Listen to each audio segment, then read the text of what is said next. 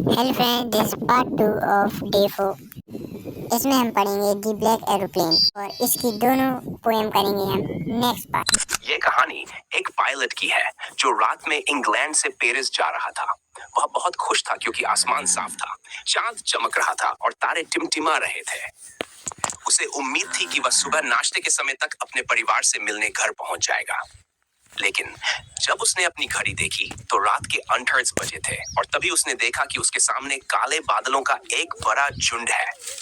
वह जानता था कि उन बादलों में जाना बहुत खतरनाक है क्योंकि वहां बिजली, तूफान और तेज हवाएं हो सकती हैं। फिर भी घर पहुंचने की इच्छा इतनी ज्यादा थी कि उसने तय किया कि वह सीधे उन काले बादलों के बीच से उड़ान भरेगा। जैसे ही वह बादलों के अंदर गया, उसका कंपास, दिशा बताने वाला यंत्र और रेडियो दोनों बंद हो गए। अब वह कंट्रोल टावर से संपर्क नहीं कर पा रहा था। बाहर चारों ओर गहरा अंधेरा था और कुछ दिखाई नहीं दे रहा था।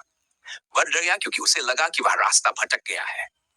तभी उसने अचानक देखा कि एक काला हवाई जहाज, ब्लैक एरोप्लेन, उसके पास उड़ रहा है।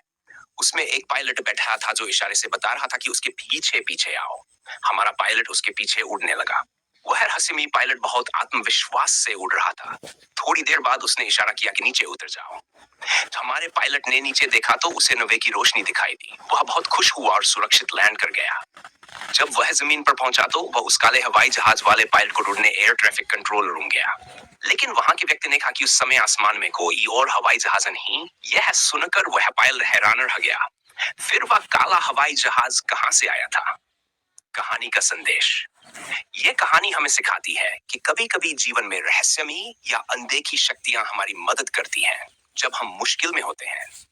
यह कहानी आशा, विश्वास और साहस का प्रतीक है। पायलट की बहादुरी और उस रहस्यमयी सहायता से ये संदेश मिलता है कि विश्वास और साहस से हम किसी भी कठिनाई से निकल सकते हैं। और इसी के साथ चैप्टर एंड होता है और ये रही कुछ इसकी वर्ड मीनिंग जो आपको क्वेश्चन आंसर लिखने में हेल्प करेगी।